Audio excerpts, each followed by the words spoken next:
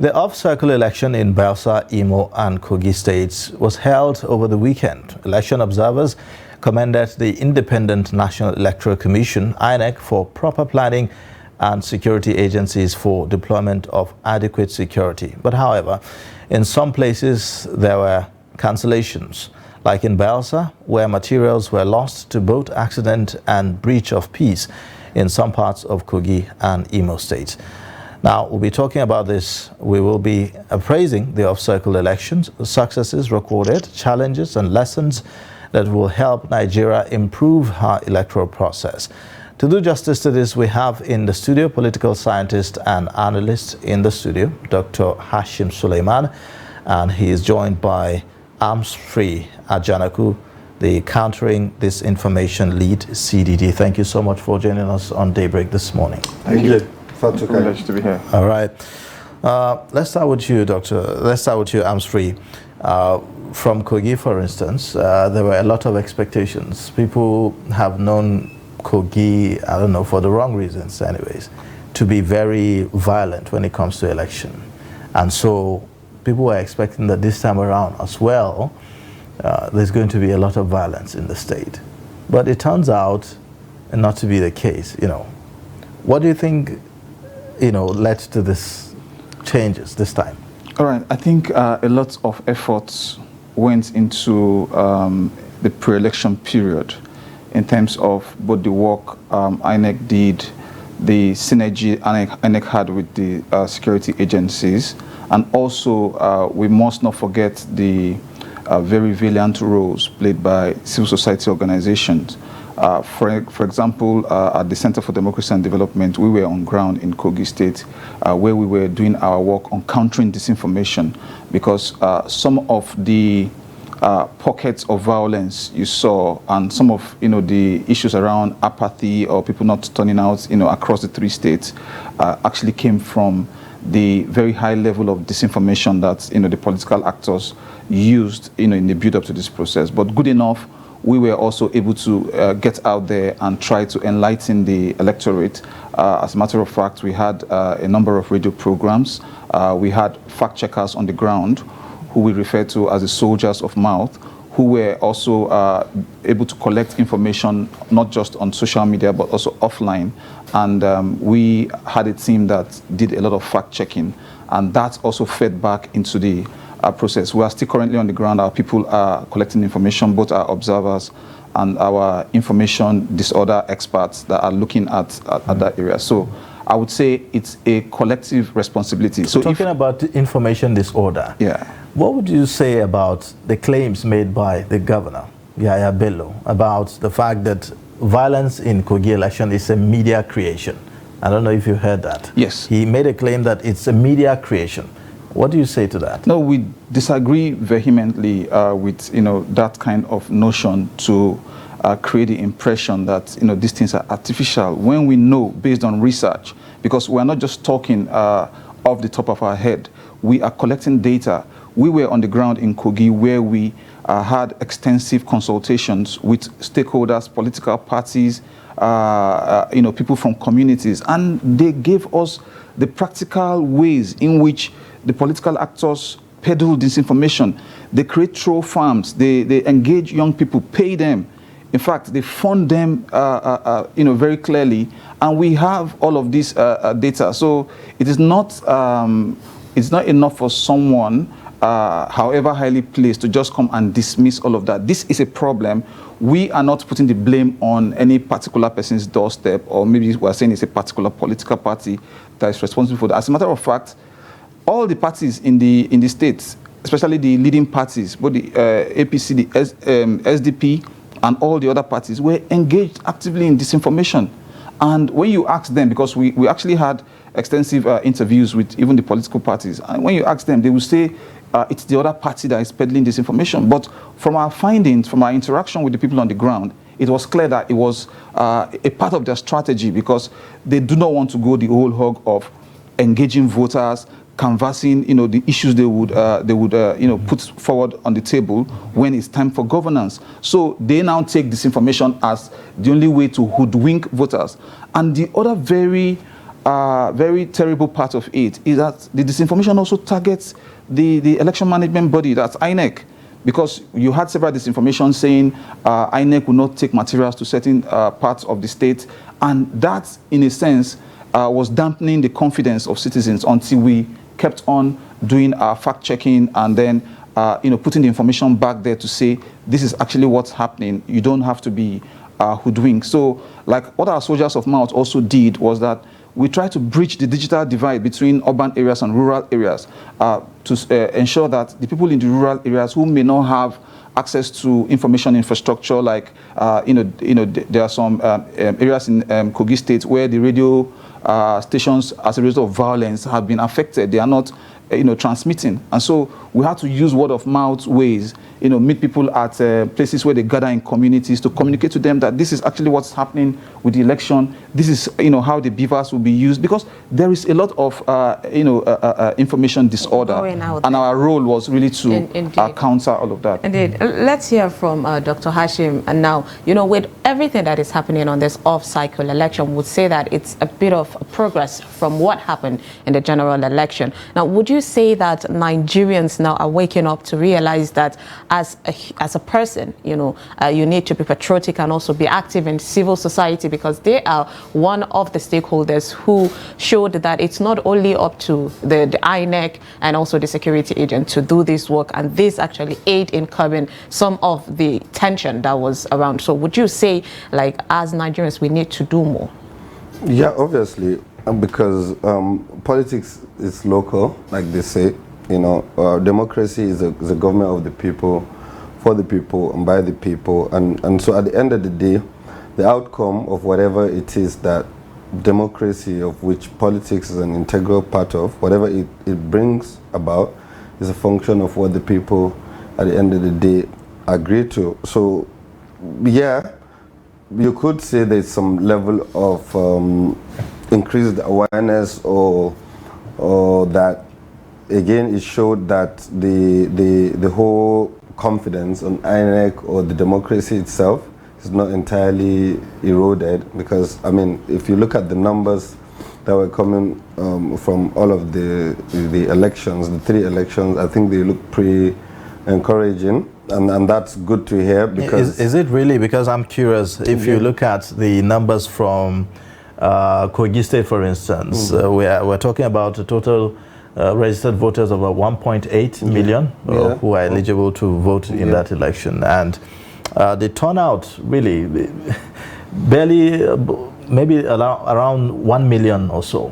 Yes, that's what I'm saying. So has it ever been really more than that? I mean, in terms of taking it in percentage. So the point I'm saying is that the turnout could give you enough data to come to a conclusion that the confidence on our democracy and elections is not entirely eroded. I mean, you're not having like a situation where everywhere was empty and people, because prior to the elections, perhaps maybe because of the whole review of the 2023 elections, there was this insinuation and expectation that people had probably lost confidence in the whole process. But I mean, it was soothing to see that people were coming out. So for me, I would really want to say that our democracy is improving, and I think that the people really do accept it at the level as it is. I mean, if you're one of those who tweets a lot of English, you may not necessarily agree, but the main voters, the majority of them, do perhaps agree with the level at which it's developing. And so we would say that, yeah, it's so encouraging that the confidence is still intact. And so perhaps going forward, perhaps we should interrogate this, saying about our democracy evolving and so on. Yeah. You mentioned while talking that to a large extent the major players in the election in Kogi State weren't really interested in talking about manifesto or what they are coming to do. They were mainly talking about disinformation. That's where they are majoring their strength and spreading misinformation and so on. And to a large extent also, if you think about the concerns for many of the voters, it's about the ethnic cut, it's about, it's time for our own, to be in that seat and all that. So when you look at that, can we really say our democracy is evolving, or rather we are much more engaged in political activity rather? Absolutely, absolutely. I think that position, in as much as we want to be optimistic and don't dampen the belief and the confidence of the voters in the capacity of democracy as the veritable vehicle for the realization of our national aspirations, we want to be optimistic, but our optimism does not preclude the fact that, like you said, we have to ruthlessly interrogate the system, interrogate the processes, interrogate the outcomes. Do these outcomes, at the end of the day, translate into the improvement of the lives of citizens? We have invested a lot in this process, and this is why, both all the knowledge workers, researchers, journalists, every day we sit down to interrogate it. We look at the case of Kogi, for example. In the pre-election period, we at CDD made the point around some of the core issues that would drive the mobilization in the election and the whole electoral process. We mentioned identity as a major factor, and you can see that identity brought in a kind of energy into the election. But is that the kind of energy you want in elections? An energy whereby people, the political contestants, are not really putting the issues, they are not really putting the issues that matter to the people in the discourse. They are busy distracting the people with all sorts of stratagems and tactics that really do not add value to the democratic process itself. So for us, those are the things we have tried to interrogate. And at the moment, we would say, okay, the Kogi election, there are areas to celebrate. The fact that we saw security deployment that brought down the tension in a sense. Because if you compare this to 2019, I was in Kogi in 2019. And in fact, on the streets, what we were referring to the election as was ta-ta-ta-ta election. Yes, because all through the night in Kogi in 2019, there was shooting. In fact, that was that's one of the observations people have made in this election, that or when you make that comparison, you see that it was not as volatile as the last time, where there was a free reign of terror and thuggery and just outlaws overrunning the process and undermining the. I think last year we saw a member of a party even being killed, burned to death in her home. Exactly. I'll never forget that incident. Exactly. This time around, we still recorded incidents. Our observers, for example, recorded a case in Dekina local government where someone who was alleged to be running away with a ballot box was shot and killed. There are also other pockets here and there, but on a comparative scale, from where we are coming from in 2019, we can say that security, INEC collaboration this time around actually doused the tension and provided a very secure space for the voters to go out there and exercise their franchise. Okay. But having said that, but sorry, I would really want to, insist that the democracy is improving. You see, let me go to, for example, the sector of ICT, where I'm a little familiar with, and I know how they do their things. If you give a person digital knowledge without giving him the tools to utilize to go and now be on that digital space and do what they have to do, you've done nothing. You've practically done zero. So it's the same thing in this case, right? Where you have a society that has at least 80% between the illiterate to semi-literate level, then the development you're expecting, you have to appropriate it with all of that. So that's why I said, it's very essential that we distinguish all of our very top conversations on Twitter and the rest of them to reality on the ground. The politicians, and that's why I started by saying politics is local. The politicians understand the people, the majority of those ones who are going to cast the vote, and they know what they like to hear, they know the issues they like to to discuss. I do also participate in talking to the grassroots. And in fact, they keep calling me to even come. I said, with what I see, how me and you guys engage, it's going to be difficult for me to come and because trust me, there's going to be, because you are not going to understand my language. I'm not going to. So I'll probably have to compromise or get the way of how the politicians do it nowadays. Exactly. So for me, I just see it as the politicians just following the trend. So it's more about now talking about how to encourage all of the leaders that are there to help develop all of these critical sectors like education and the rest of them.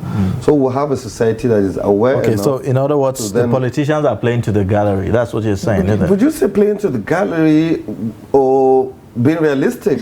How? Yeah, because realistic. The people at the end of the day want something, isn't it? Which is improved lifestyle, right? The people want their lives to be changed. They want their lives to. So that's the basic, and I believe that that's the whole idea of having a democratic system. Beautiful. But when a politician comes, at the end of the day, what he wants is to be in power, not really. I do understand. So the people have to make a demand and so on. Beautiful. But then that's where areas like the CDDs, for example, come in. And I'm telling you this because I'm experienced in the field. So CDD could send somebody to a community right now to gather them, to tell them do this, do that. Some of them will start even leaving the place. What's the English that this one is speaking? I just shared the experience of our work. I just shared the experience of our work with the soldiers of Mouth, for example. These are people in communities who got to see that the disinformation that was being churned out by the political actors was creating conflicts even within communities. So let's not create the impression that even the English we are speaking on Twitter or the ideas or the ideals we are pursuing for the improvement of democracy is in an abstract sense. No, we are connecting with the people at the grassroots, and the people can see that some of these things we're talking about, you saw in some polling units where people were voting, you saw the state of schools in those places. So they understand it. So even if we are coming with big grammar, or that is how we encapsulate it at our own level, we still have ways of like, for example, the radio programs we are doing and the radio jingles we are airing in those states, they are in the local languages.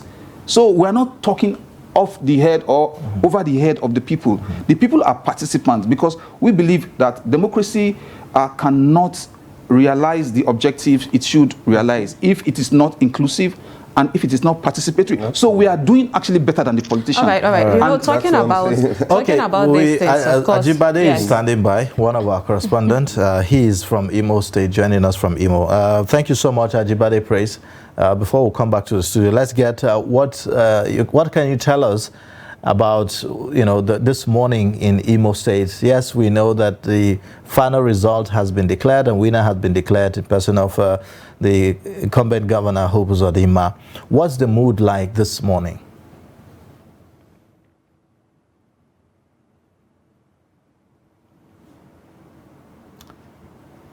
Hello. It appears we have a challenge with the audio. Ajibade, are you with us? Can you unmute your mic, please?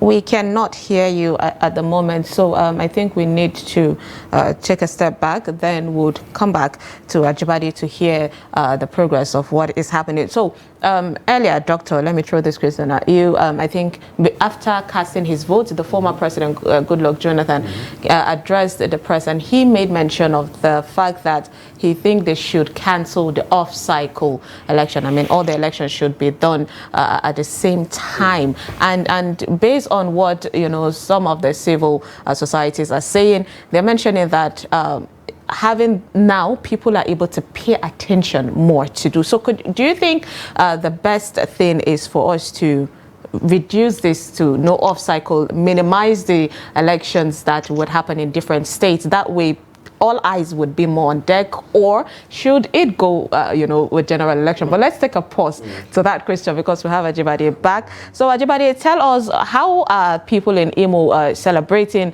the outcome of the election? I mean, we want to hear the reactions of Imo people, considering there was low turnout of voters. Yeah, if you can hear me now, which I can hear you from my own hand here, loud and clear. the mood in Imo State, as it were now, is with mixed feelings.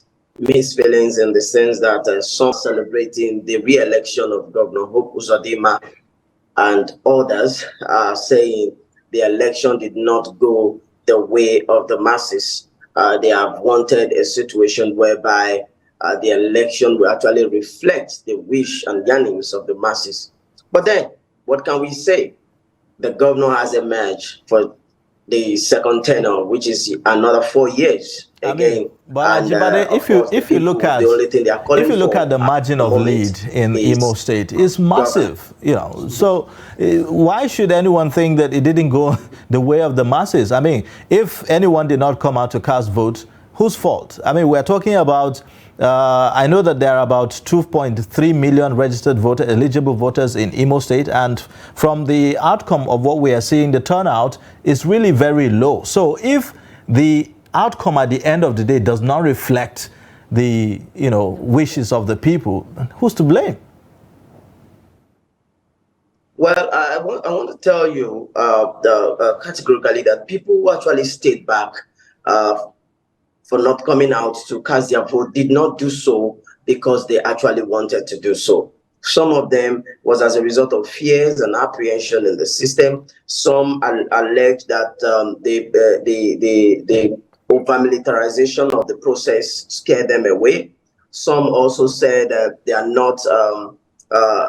are not having full confidence in INEC vis-a-vis what has played out in the previous election. And as a matter of fact, they called severally for the removal of the present rec, talking about Professor Sylvia Agu, which was not removed. She was not removed because INEC also came up and said there was no reason to remove her, that there are no proof of what the people are alleging. They are saying the people initially said the election under her, honestly, they don't trust her leadership of INEC in the state, and they don't believe that a credible and free, fair election will come out of her leadership. And as such, they wanted a neutral person. They wanted a new person to handle the elections affair of Imo State. But then their request was not granted. That's on one side. Also, the issue of the NLC strike in Imo State, which has so much put a lot of tension on the people. You know, Imo State have been in blackout for over how many days now, for over some week plus now.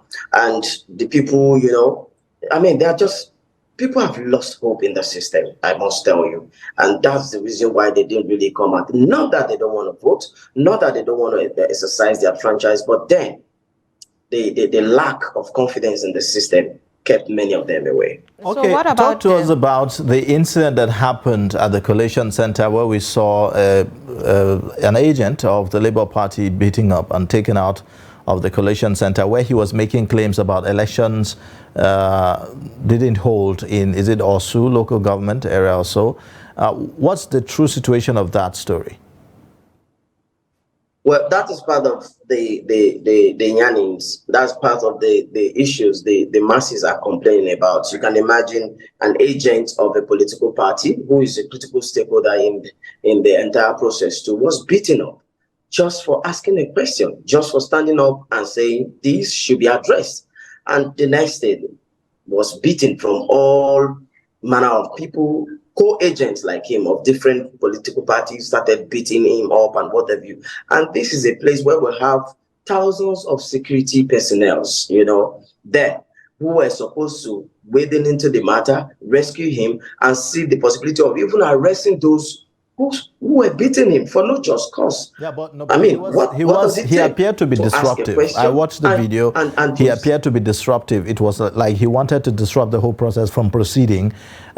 We can talk about, you know, what was supposed to be the appropriate step to take in that instance, you know, which I believe should have gone a different way. But then that's not the situation. However, was it really true, the claims he was making about, you know, elections not holding in Osu? Election actually held in Osu, I would say. Election actually held in Osu. Though there were some issues of, you know, Osu has been a very volatile area due to the insecurity and what have you. But there is a way they normally hold their election. The people actually do, even though some of them had earlier on a kind of deserted their homes and all that. Whenever there is an election, they do make arrangement and at least go back, visit their polling units and cast their votes. I am aware of that.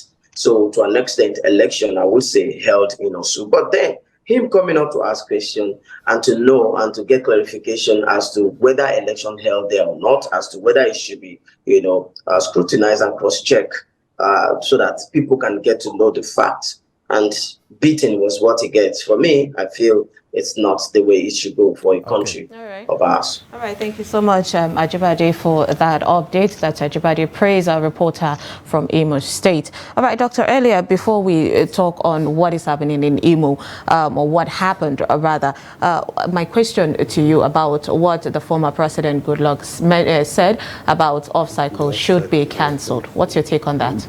Yeah, but that's an issue that has to do with law. And so how do you want to go around it?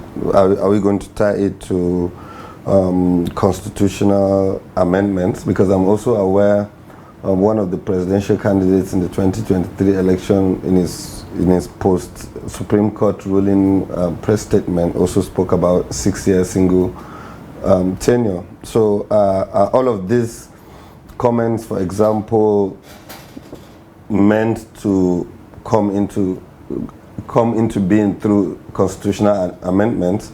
That's left to be seen. But in a nutshell, is to say that we really have to learn to localize our situations. Really, right?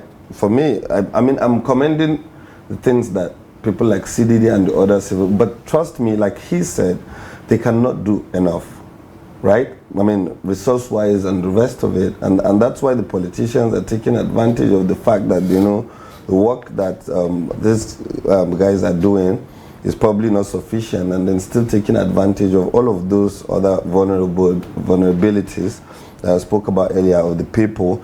And what makes it interesting is, again, that the people seem to really be comfortable with the pace of the development, because if they're not, then you see them out. Do you see anybody out on the street saying nothing? Are they really comfortable, or they just don't know better? Sorry?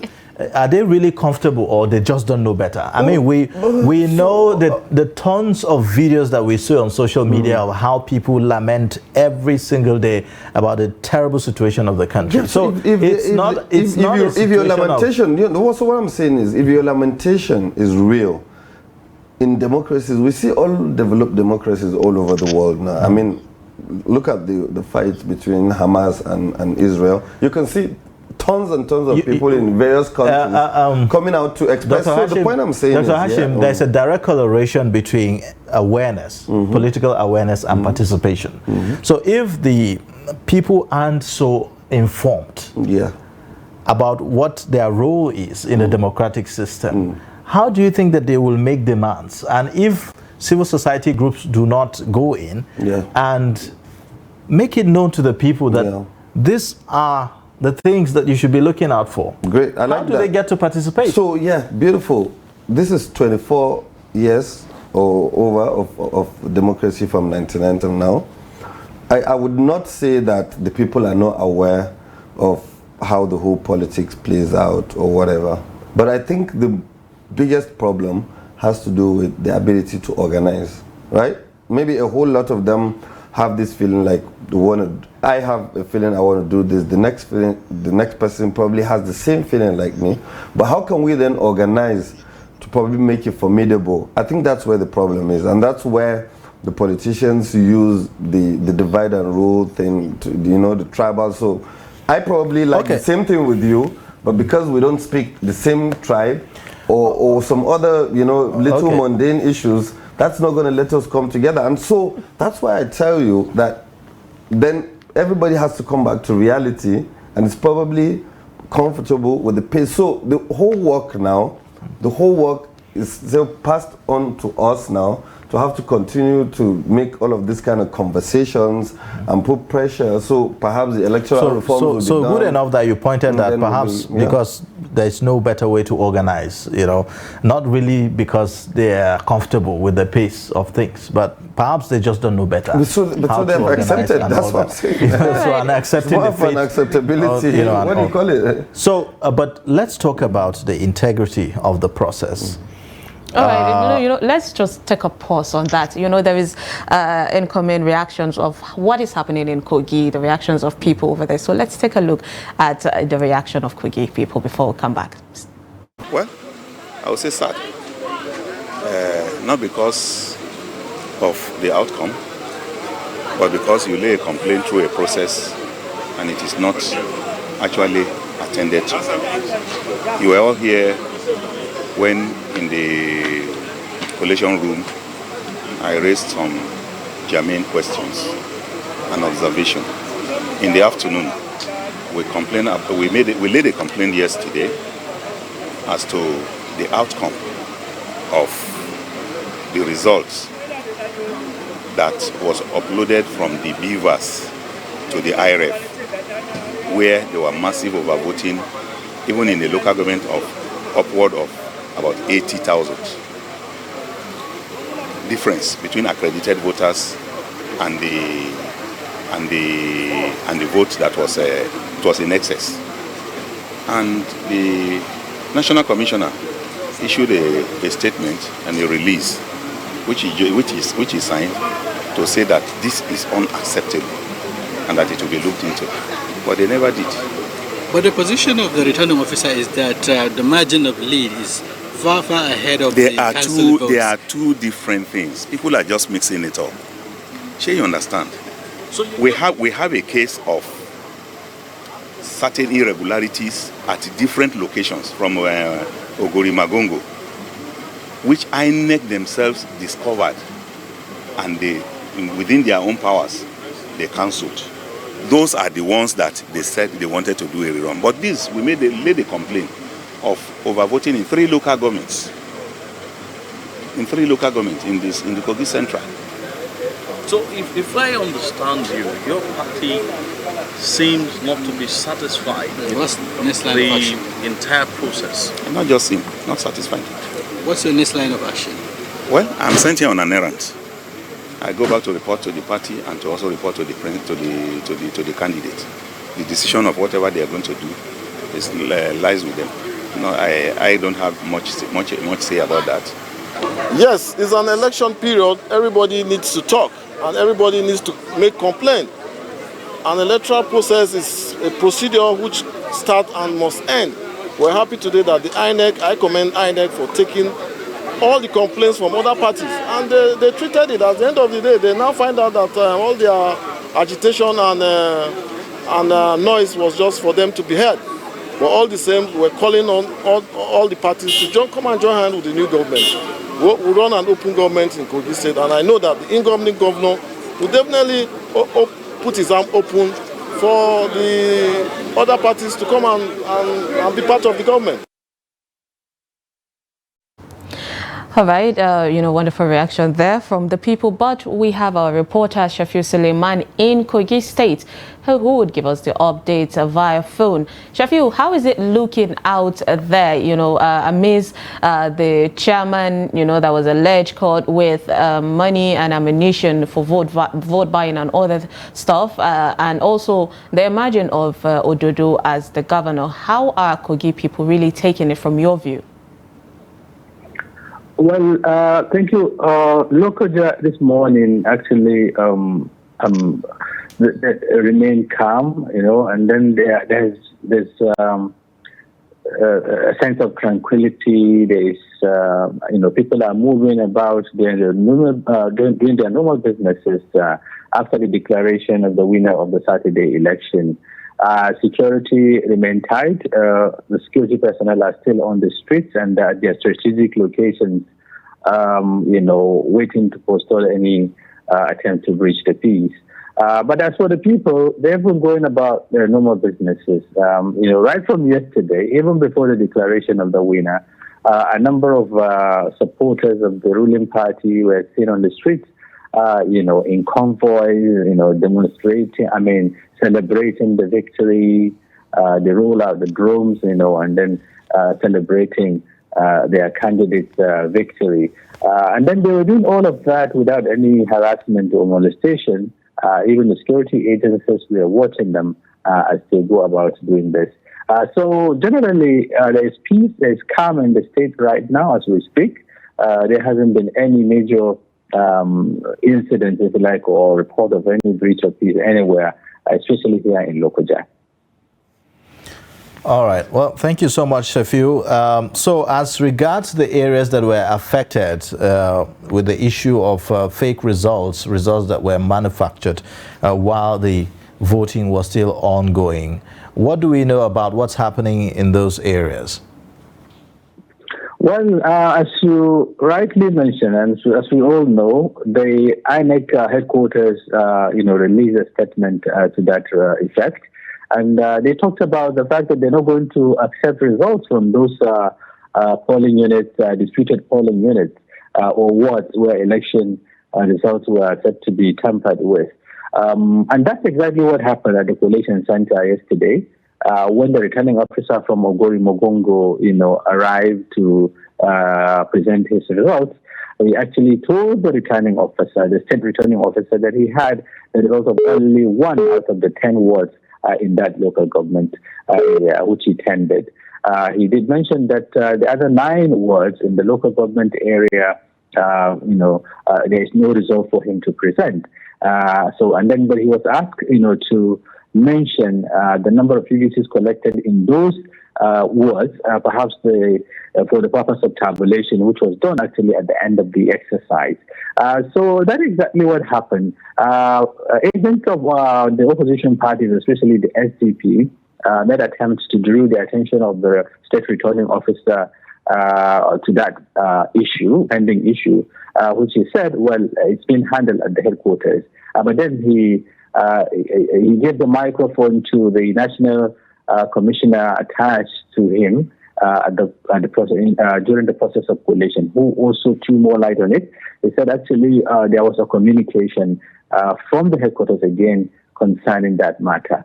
I also happened to come across that statement talking about the possibility of maybe reruns in those disputed polling units. It was scheduled for November 18 and so on and so forth.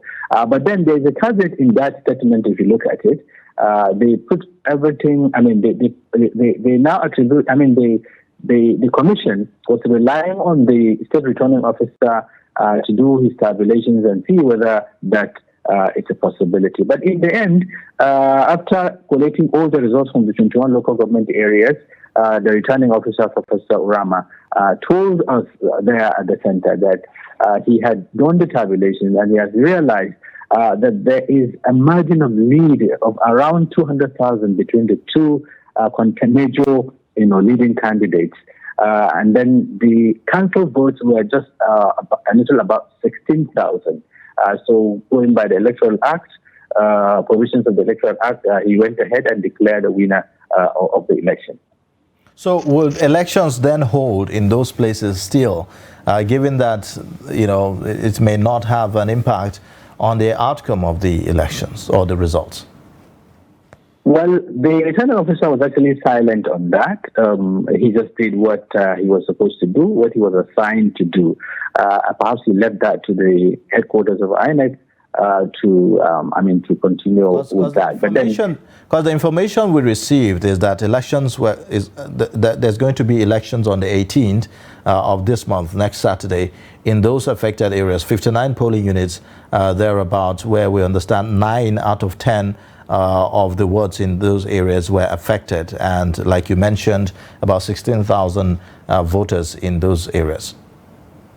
Yes, that's the position actually. But then there wasn't much clarification on that, especially on the part of the state returning officer. I think he limited himself or restricted himself to just what he was asked to do. As a collation officer, he collected the results and then look at the figures and then declare the winner in line with the provisions of the law. But then whether there will be rerun in those wards, I think it's left for INEC to now clarify what its position is in respect to that. But so far, he has concluded the process. He said that will not affect the outcome of the exercise, and that's why he went ahead and declared the winner of the election. Okay. All right. Thank you so much, Shafir Suleiman from Jalingo there reporting. Thank you so much for that update. Okay, so it from appears... Kogi, rather, I beg your pardon. Yes. Amsfree, it appears that some of the key contestants in that election, for instance, the second position in the election, the SDP candidate says that, well, he wouldn't waste his time going to court. That he claims that, yes, the election was rigged, but he would waste his time going to court. It appears that he has accepted the outcome, as it is right now, regardless. Yeah, so that acceptance comes with a caveat, which we definitely, as wider stakeholders, should interrogate. What would be his reasons for making such a qualified acceptance of the outcome. Apparently, I watched the collation last night. I was following it all through, and you could see that there were clear concerns about the results from Kogi Central, because one of the agents of the SDP was saying it has never happened in history that Kogi Central recorded that level of turnout in an election compared to. So we are all for a closer look at the figures to see if it all aligns.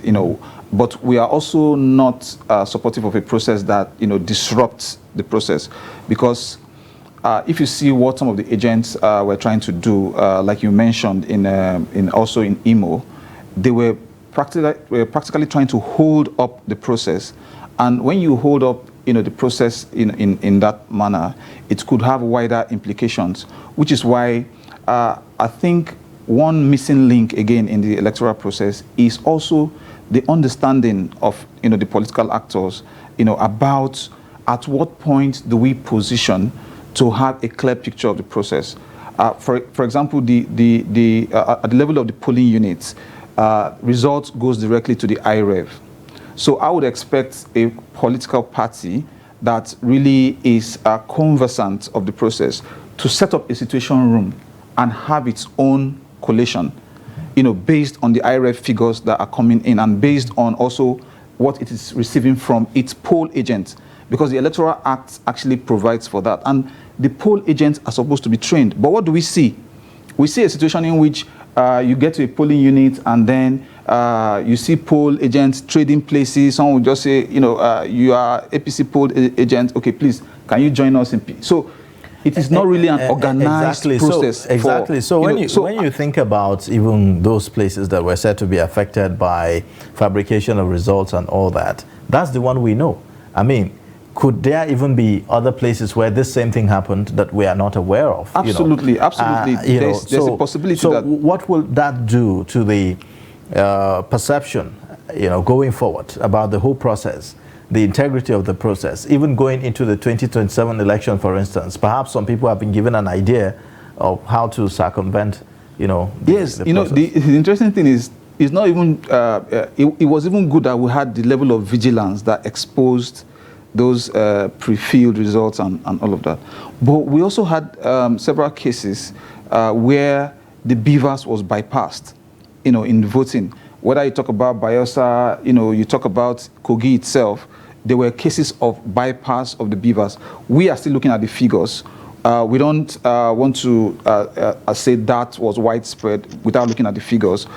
If we have the data and see what the data tells us, we can speak more directly to that in our final reports on the election. But it is a reality that technology is not a silver bullet.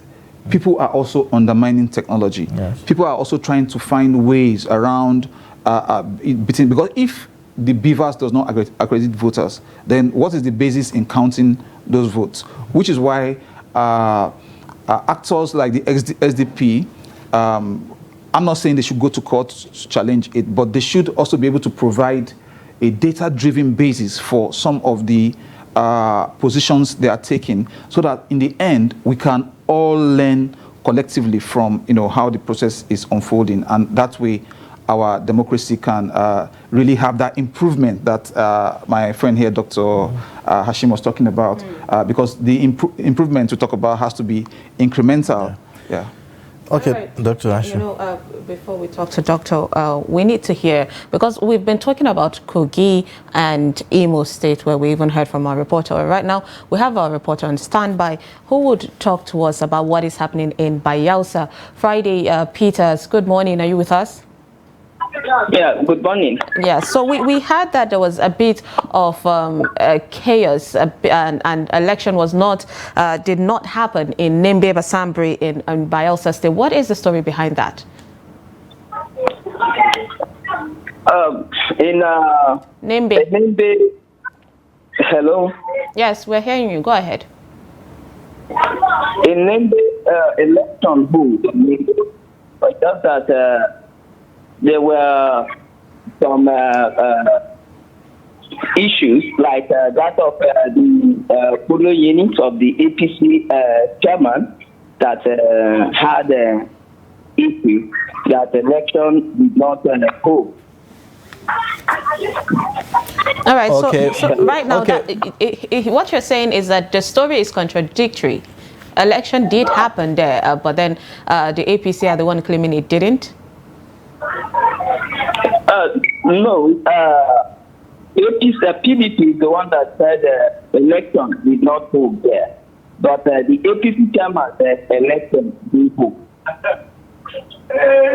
So as you went, were you able to at least, as a reporter, gather the actual information of what really happened there? Hello?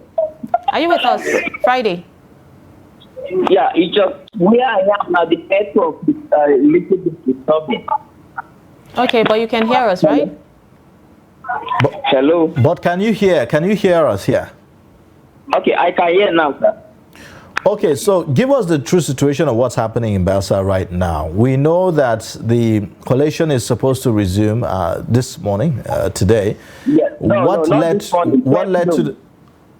to the suspension of the collation in the first place? It's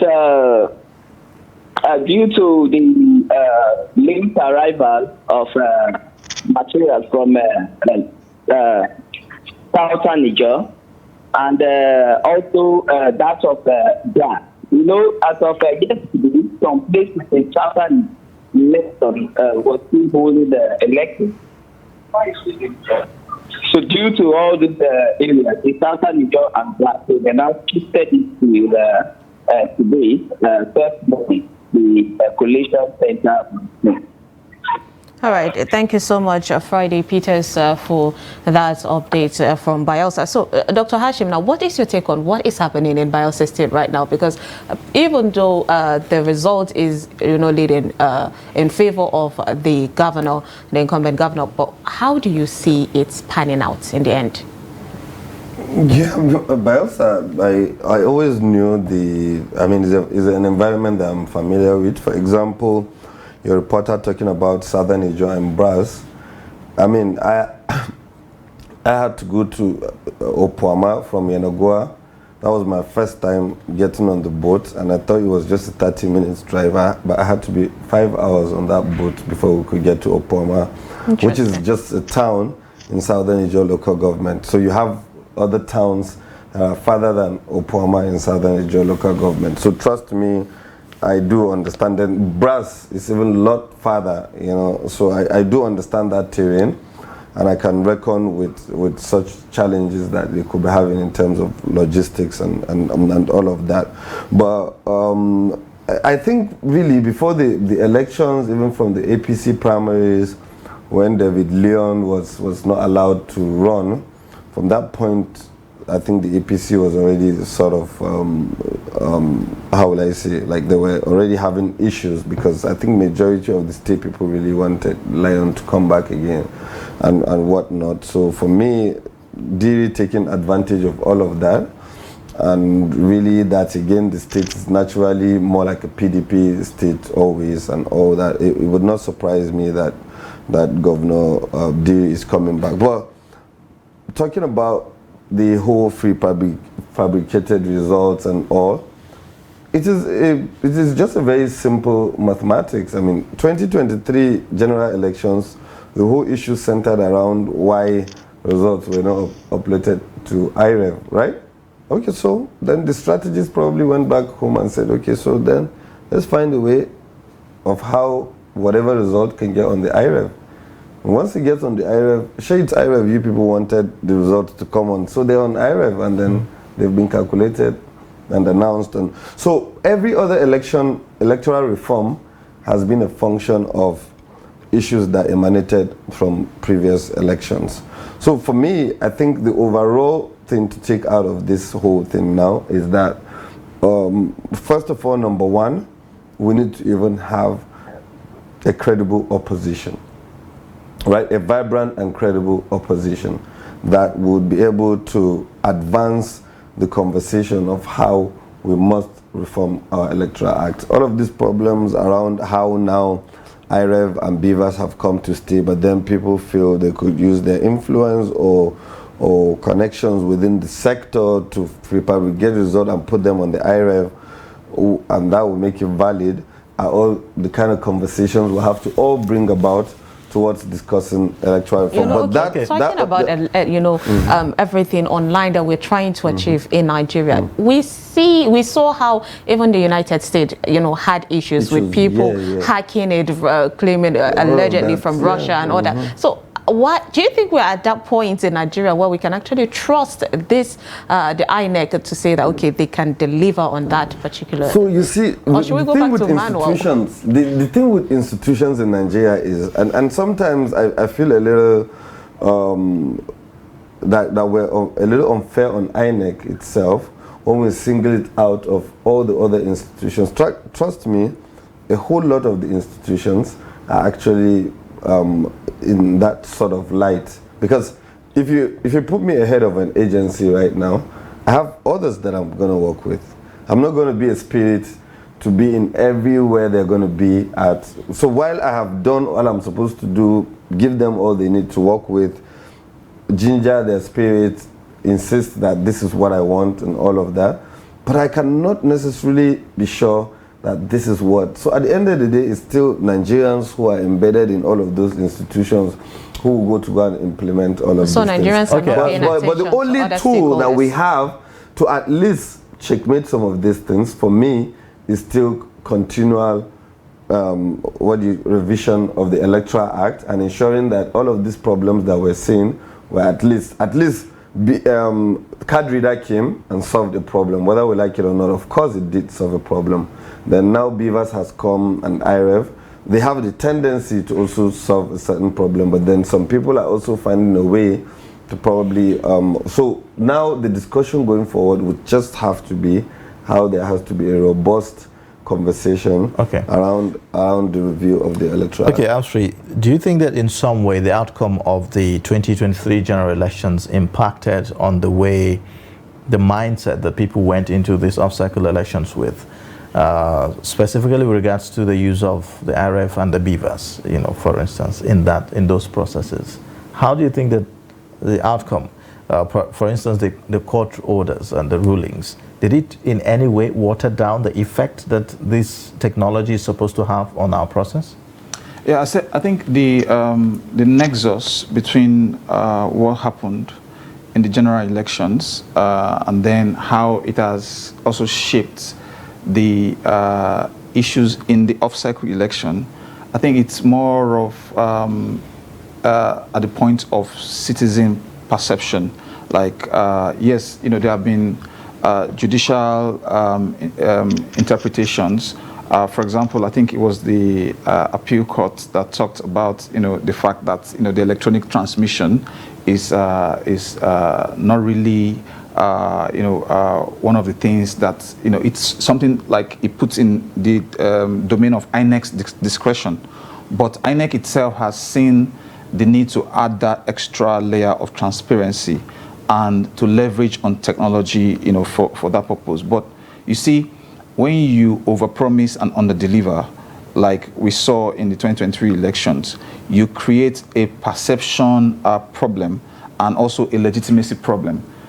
So I think that is, how it also links up to the issue of turnout. The fact that people are saying, oh, you promised in 2023 general elections that you were going to upload the results to IREV. You did not do it, even when it eventually came, people already lost belief that, you really had the good intentions to do what is right.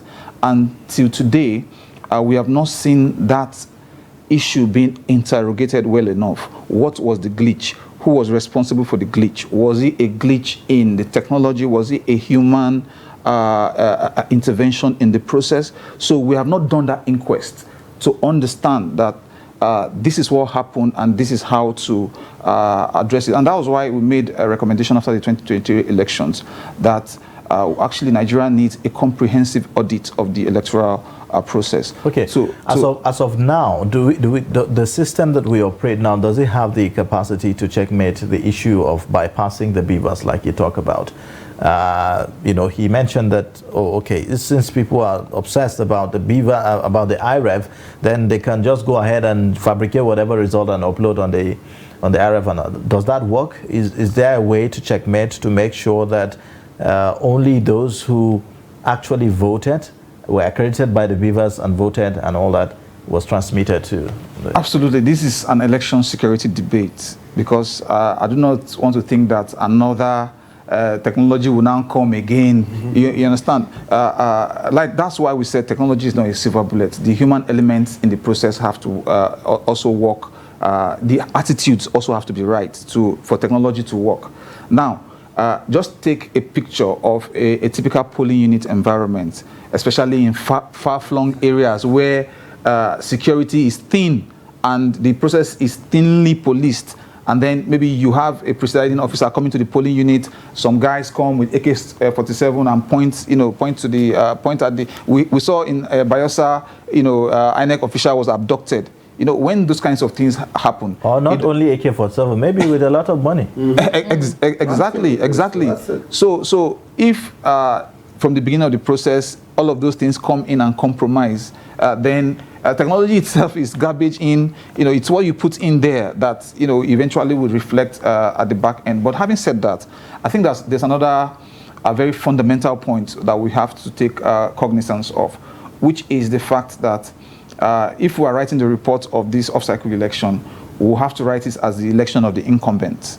And we'll ask the question, have the incumbents really delivered in terms of in quotes, what Nigerians call the dividends of democracy to warrant their being elected across the board? If we interrogate that, I think that would take us definitely to the issue of abuse of incumbency powers. And we saw that in the pre-election period. Do you think that the outcome of the 2023 election again gives the incumbents some kind of advantage to be re-elected? Absolutely, because in the presidential election, for these three states that are voting, Kogi went APC for the presidential. Imo went Labour Party for presidential. But, of course, like Dr. Hashim talked about, all politics being local. When it was time for the governorship, we also saw in the presidential that people could vote a certain way presidential and then vote another way in terms of the local level politics. So, but I think back to that question of incumbency, I think our electoral process must come to a point where we are able to rein in, the incumbency misuse that we have seen in the pre-election period. An example is in Imo, where opposition parties complained about how they could not put up their posters because they were being told to pay those revenues, advert revenues, and even when they paid, the ruling parties still found a way to say, no, you have not fulfilled all the obligations. We have to be able to look at that. In Bayelsa, we had, in the pre-election period, issue of palliative rice that came from the federal government 5 billion grant being shared on the eve of the election. So, in a sense, all of these things, muddy the waters and, really do not make it clear between is this political party using its own resources or is it using the collective resources of the people to actually gain undue advantage in the process. So I think those are some of the clear things we will have to interrogate. And if we are doing that, it also have to connect with the question of campaign financing. So all these monies that are being spent, are they state monies? Are they monies generated organically by the political parties, for the purpose of the election? We have a lot of work to do, which is why when we talk about improvement, we have to qualify the improvement, and we have to say that there are many other facets of the process that still require a lot of work. Indeed. Yeah, Quickly. Yes, due to time. Because, when you talk about how all of these issues about fabricated results been, I spoke about something very instructive, and right now, if you check even the social media, that's one of the most prominent topics that have been discussed right now, to the extent that the opposition is practically dying, right? Like, there's no vibrant opposition. So check the Supreme Court, for example, and it was instructive. They asked the PDP and the LP to produce alternative results to the ones that are available, and they couldn't. That's because there's no proper coordination of their agents and what have you. So if the opposition, for me right now, I do understand that the civil society is doing her best. It's cumbersome. Nigeria is a big country, 200 million people. You have a whole lot of need of resources to do the sort of things. I've tried something like that before. I couldn't handle it. It was something I wanted to use my private funds. But once I visited one state with my logistics, I was already tired. So what am I saying is, the opposition needs to really help Nigeria's democracy right now. They need to get strong. They need to get vibrant. They need to do an in-house strategy on how they would ensure, because I think that is the area that they need to learn a lesson now, that their agents on election days have to be well-oiled, well-sponsored, with logistics and everything to ensure that they got their votes. Is it about being oiled? Because that's also another thing to look at. Logistics. When Logistics you say is oiled, important. what exactly do you mean oiled? Well, logistics, I went on to add that there has to be logistics. Some of these agents are sent, because I have been to a typical polling unit where you see some of the political party agents practically even had to come there by themselves. They're not even in contact with any other party chief whip somewhere who is serious about collecting whatever data it is that they have. So he mentioned things around party collection centers too, and all of that. So it all boils down to opposition. I really, really feel that while the civil society and all of us are talking about how there has to be electoral reforms, the opposition party themselves need to really go back, do some soul searching, coordinate and arrange themselves to the extent that they will be going into the next coming elections well prepared to have their alternative result, their own collection centers. Thank you so much, gentlemen. I mean, just one final word, and I really agree with Dr. Hashim. But you see, when the opposition, does not create a contrast between itself and the ruling party, it becomes a problem. For example, they are sharing SUVs in the Senate. No opposition has said this is wasteful. Even the people who campaigned on the platform of we want to cut waste, we want to reduce cost of governance, they are all on the same page when it comes to that. So you can't be a vibrant opposition that way. And my final word would be that what Nigeria's democracy need is an all of government, all of society approach, because it has to be a collective responsibility to reform and reshape our electoral process. All right. Well, thank you so much. Arms Free at Janoku, countering disinformation lead at the CDD, and also Dr. Hashim Suleiman, political scientist and analyst. Thank you so much for joining us on Daybreak this morning and sharing your perspectives. Very good appraisal of the off-cycle elections, I must say, we've had this morning.